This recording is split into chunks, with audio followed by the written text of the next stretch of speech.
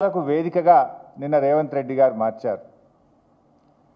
కేసీఆర్ గారు తెలంగాణ జాతిపితగా పేరు తెచ్చుకుంటే రేవంత్ రెడ్డి గారు బూతు పితగా పేరు తెచ్చుకున్నారు. బూతులు మాట్లాడింది బహుశా ఆయనకు బువ్వ లోపలికి పోదు కావచ్చు. నోరిప్పితే బూతులే. మేము డేటాను నమ్ముకుంటే ఆయన డర్టీని నమ్ముకున్నారు. మేము ఎప్పుడు మాట్లాడినా ఆధారాలతో మాట్లాడతాం, సాక్ష్యాలతో మాట్లాడతాం. కానీ బట్టగాల్చి మీదేసే రకం రేవంత్ రెడ్డి.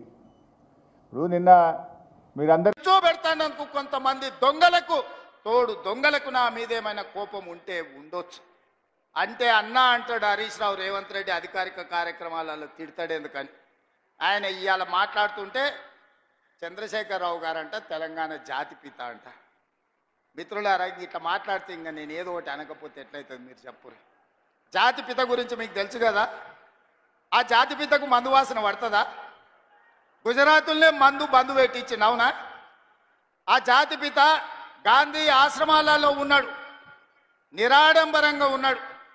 మరి ఈ జాతిపిత వాసన లేకుంటే నిద్ర లేస్తాడా? ఆ జాతిపిత ఎక్కడా? ఈ జాతిపిత ఎక్కడా? ఆ జాతిపిత ఎక్కడో చిన్న చిన్న దళిత వాడల్లో జీవితం గడిపితే 100 ఎకరాల ఫామ్ హౌజుల్లో ఈ జాతిపిత గారు ఉన్నారు. ఈయన జాతిపిత ఎట్లయితాడని నేను అడుగుతున్నాను. అసలు పోల్చుకోవడానికన్నా పొంతన ఉండాలి కదా. పులిని చూసి నక్క వాతలు పెట్టుకుంటే వాతలతోని నక్క పులి అయిపోతుందా? జాతిపిత అంటే ఎవరు?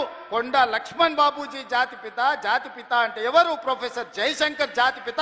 ఏ పదవి లేకుండా సర్వం త్యాగం చేసి ఈ దేశం కోసము, స్వతంత్రం కోసము, తెలంగాణ రాష్ట్రం కోసం సర్వం దారబోసిన కొండా లక్ష్మణ్ బాపూజీనో ప్రొఫెసర్ జయశంకర్ తెలంగాణకు జాతిపిత అవుతాడు తప్పితే నోరు తెరిస్తే అబద్ధాలు చెప్పేటోడు, తెలంగాణ రాష్ట్రాన్ని దోసుకున్నాడు, 100 ఎకరాల ఫామ్ హౌజులు కట్టుకున్నాడు, 1,00,000 కోట్ల రూపాయలు సంపాదించుకున్నాడు, టీవీలు పేపర్లు పెట్టుకొని అబద్ధాలను విషప్రచారం చేసేటోడు తెలంగాణ జాతిపిత ఎట్లయితాడని తాటి చెట్టులాగా పెరిగినాయని నేను అడుగుతున్నా.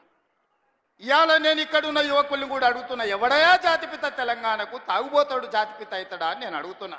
త్యాగాలు చేసినోడు తెలంగాణకు జాతిపిత అవుతాడా? తాగుబోతాడు తెలంగాణకు జాతిపిత అవుతాడా అని నేను అడుగుతున్నా.